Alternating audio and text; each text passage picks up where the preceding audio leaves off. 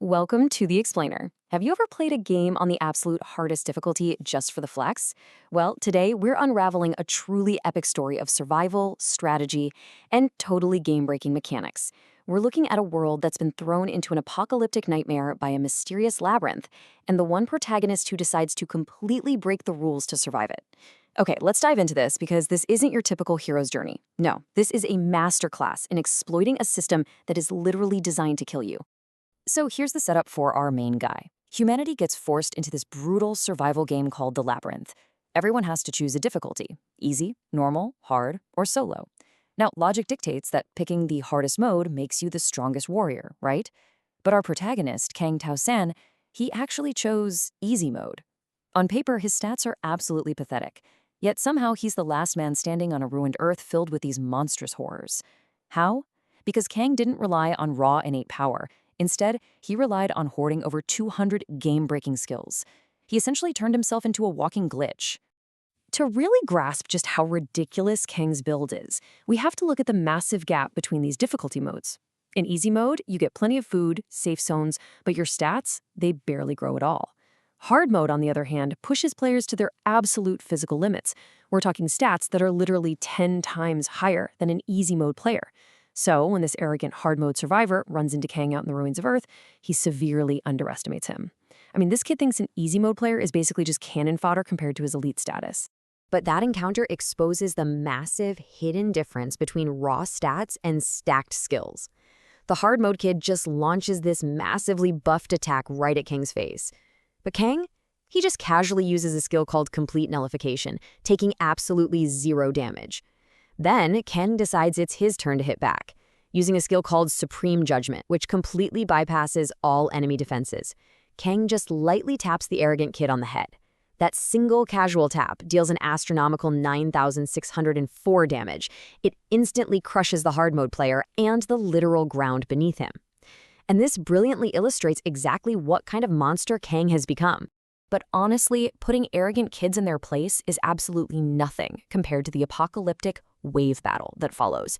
Kang gets forced to fight two S-rank monsters, and just look at the insane HP gap here. Kang's base attack stat is 4. Just 4. The monsters he's facing, one has 1.2 million HP, and the other has a staggering 148 million HP. Mathematically, it's impossible. But Kang starts stacking his 200-plus skills. He uses addition, then multiplication, then restart to actually square his attack power. He unleashes a single strike that deals 92 million damage. It's just absurd, genius-level math applied to combat. It's kind of like finding that one completely broken exploit in Skyrim and just riding it to victory. Now, despite Kang's godlike skills, tragically, it's just not enough. Humanity falls. Even the strongest player in the world is brutally slaughtered by this monstrous being known as an apostle. Bleeding out in the rubble, completely paralyzed, Kang just refuses to let this be the end. In an act of sheer, desperate defiance, he crushes an ultimate item he'd been hoarding. It's a divine time stone called the Erebus Bazaar. Doing this freezes time and forces a regression. Kang suddenly wakes up in his old bedroom on New Year's Eve 2020, exactly 1 hour before the labyrinth first appeared on Earth. Armed with the memories of a ruined future, Kang is ready to rewrite history. When the clock strikes midnight and the apocalypse restarts, humanity is given the exact same choice.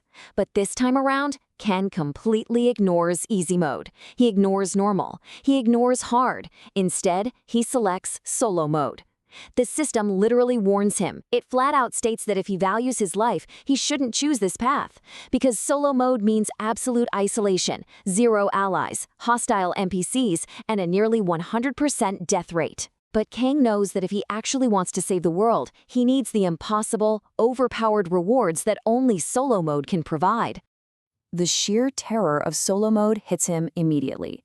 Even the lowest level enemies, like giant rats, are massive, terrifying beasts that can speed blitz a player in seconds.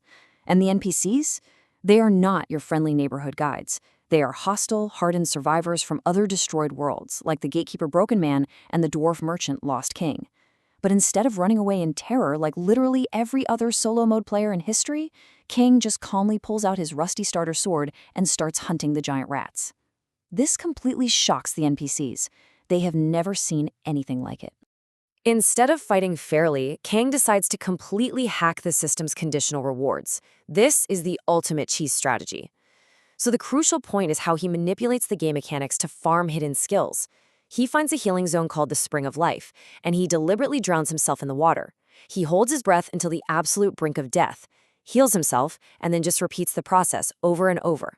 I know, it's excruciating torture, but the system registers this extreme action and rewards him with a hidden skill called Immortal Breath, completely bypassing normal progression. He turns this masochistic grinding into a dark art form. He eats raw, infected rat meat repeatedly until he earns disease resistance. He purposely lets monsters bite and claw him down to a single hit point just to master it by a thread. He repeatedly blocks strikes that are guaranteed to kill him just so the system is forced to grant him the ultra-rare Endure skill, which completely cancels killing blows.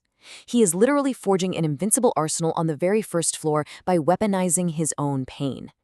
Of course, his bizarre methods attract some serious attention.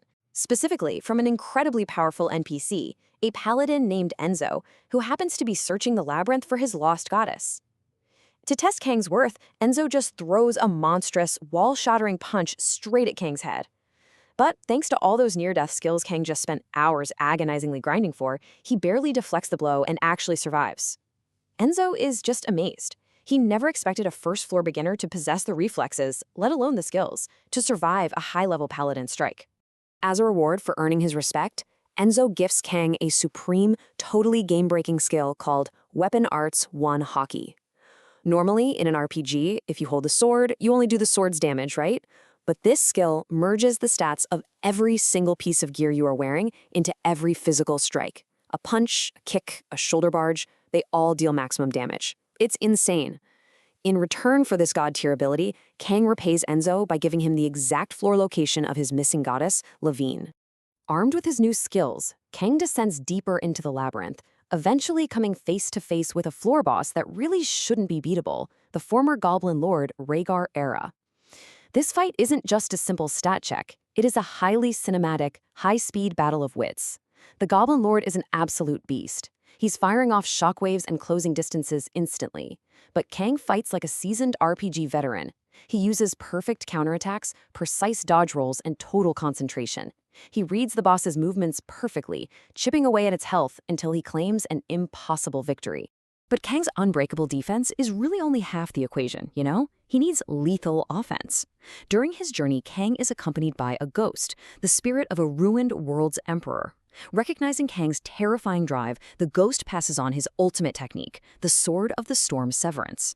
This imperial sword art completely discards defense to absolutely overwhelm an opponent with raw, explosive power.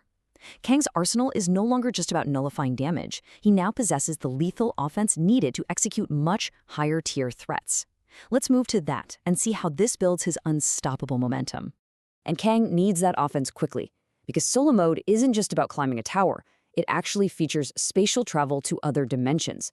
Kang receives a side quest that teleports him straight to a ruined world. Here, the situation is completely flipped. The so-called God of Light is tyrannical, and Kang finds himself defending Anisha, the last surviving demon princess. He has to protect her from corrupted, fanatical zealots who have slaughtered her entire race under the guise of holy justice. This rescue mission culminates in an epic clash against the God of Light's elite swordsmen, literal masters who wield lethal aura. But Kang? He isn't just a swordsman anymore. Combining his newly learned aura with high-tier magic, he summons a massive, dragon-level ice orb, raining absolute destruction down on the zealots. He effortlessly obliterates the master swordsman, thoroughly cementing his status as an overpowered anomaly, a guy who seamlessly blends magic, physical damage, and absolute impenetrable defense. But the real, terrifying truth comes to light after Kang saves the princess. The demon goddess reveals that the apocalypse on Earth wasn't just some random monster outbreak. It is an orchestrated invasion by beings known as the ancient gods. Now, what's really interesting about this slide is the sheer scale of the threat. Earth isn't their first target. In just 12 years, these ancient, transcendent beings have systematically wiped out 258 different planets. They are a highly organized, universe-ending force, and Earth is just their latest playground. Which leaves us with a staggering question to ponder. Kang Tasen has returned to the past, he's weaponized the solo mode system, he's hacked the mechanics to hoard over 200 game-breaking skills, and he's evolved into a one-man army capable of dealing literally millions of points of damage. But he's going up against ancient cosmic gods who casually erase entire planets from existence. Are his glitched skills and unbreakable willpower actually going to be enough to save humanity? Or is Earth just destined to become victim number 259? I guess we'll have to find out. Thanks for joining me on this explainer, and keep learning.